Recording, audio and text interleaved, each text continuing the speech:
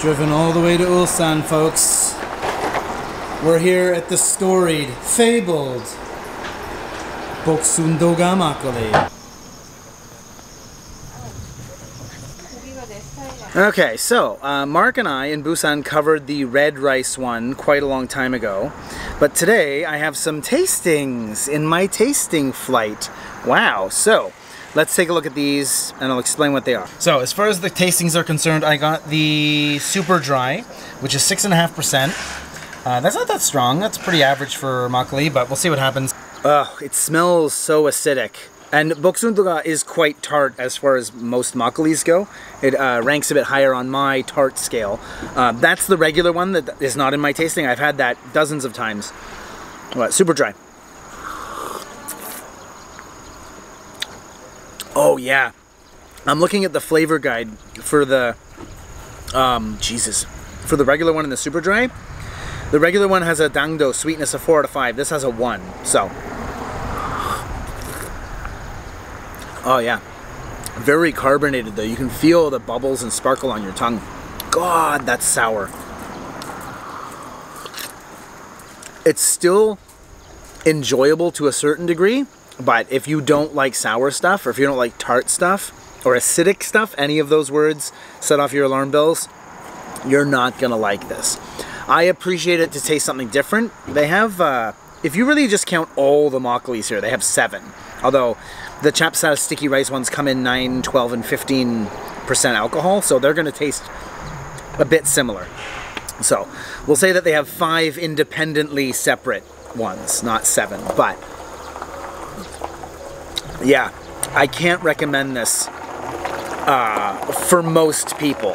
Even if you like acidic stuff, this is going to be on a level that most, and I'm going to say 85–90% of people won't like.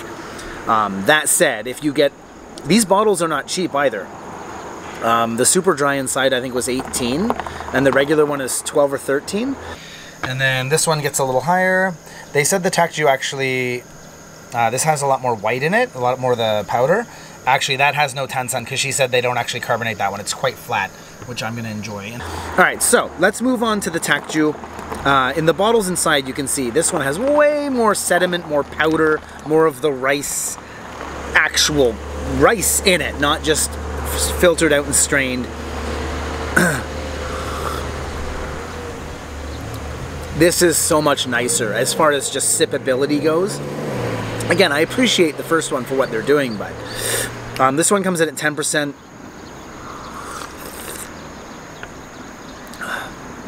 That's quite nice. Yeah, there's very much like a florally pearness to it, like an Asian pear, like a nice juiciness. The mouthfeel. Let me compare mouthfeels. This one quite velvety, quite thick, without like actually tasting solids in it. Oh yeah, the mouthfeel on the first one, the super dry, is quite more, it's a lot more watery. I suppose that helps. This one's 10%, that's 6.5. You are going to have more just of everything in this one. That's quite nice.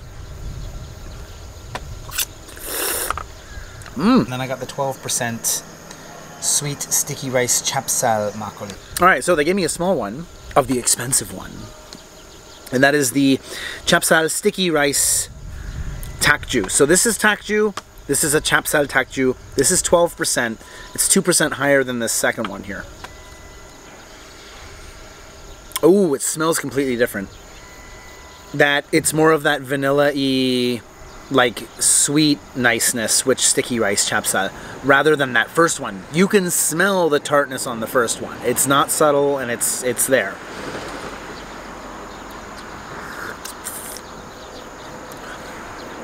Jesus, that's why it's the most expensive one. Yeah, that's quite nice. Even though this is 10 and this is 12, there is a noticeable increase in the alcohol level in your mouth. It's not subtle. Even though it's only 2%, which when you're doing 10 and 12, that's a 20% difference. But still, when you're talking about whiskey and soju and stuff like that, a 2% difference between two things is not super high. Although 20% is noticeable. The pear in that second one, because they're both tak juice, right? That juiciness gets muted a bit, and that warmth of the alcohol is much more present, and it kind of takes over a lot of those more subtle, fruity, and like flowery feelings to it. They do have a 15% one though, so I'm kind of curious as to what that entails. There's the store, which I got the samples from, and I sat outside. And then they got rice, literally right across the street. I'll give you the view. Pretty nice out here. I've never been out this way. This is one of those breweries where it's almost like a pilgrimage. You'll never end up here by accident. No one drives by here and says, oh, there's a Makgeolli brewery, honey, let's go inside. Very much a planned thing. So rural Ulsan. This is the second time I've been to Ulsan. And so that's why I've never been here. The first time I came, I took the train. To get out here on a bus from downtown Ulsan, so I'm glad that I can finally come here, get some of the more obscure tak juice and stuff, and taste those. So here's the store. Very cute.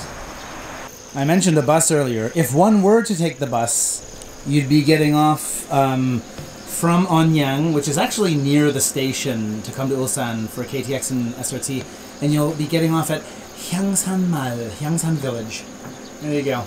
It's literally where the brewery is.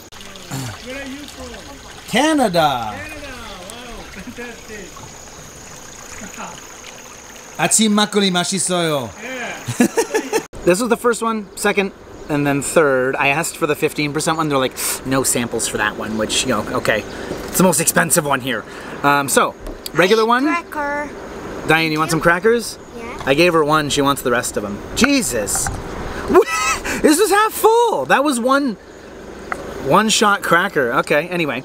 So, I have the regular one and then the red rice one. The red rice one is the one I did with Mark in Songjong Haesuyukjang in Busan. If you go back on my channel a couple of years, that'll be in there. Yeah, so let's do the regular one first. And again, the tansan levels, the carbonation levels on both these are super high.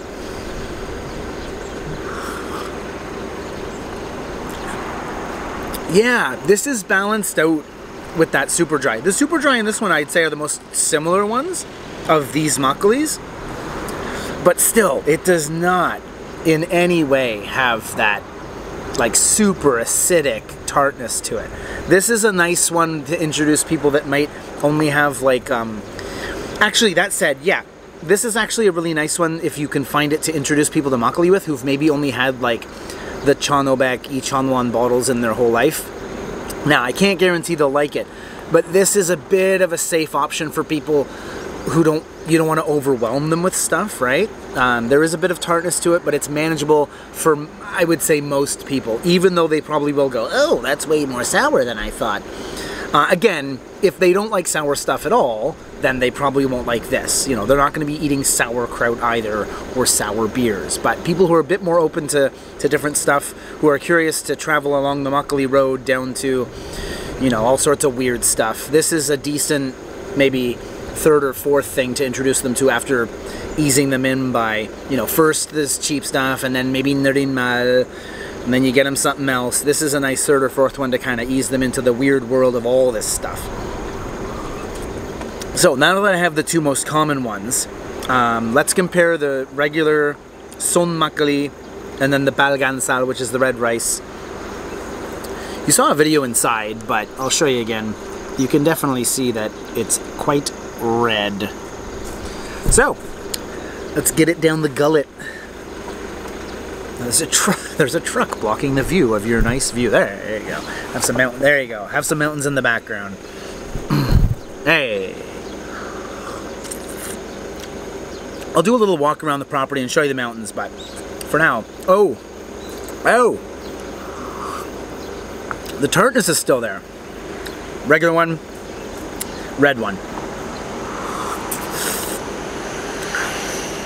Okay, let's do tartness comparison. This is almost like a carbonated apple cider. Apples can be a bit tart, but there's much more of a juicy apple. There's a flavor there rather than the flavor being sourness. This one almost has like an apple-y kind of thing. It very much is like, not like a golden cider that you'd get, but like a proper brown pressed apple cider that was then carbonated, which I don't know if I've actually ever had. I'm kind of inventing a drink as a comparison to this, but it makes sense in my head, but I don't.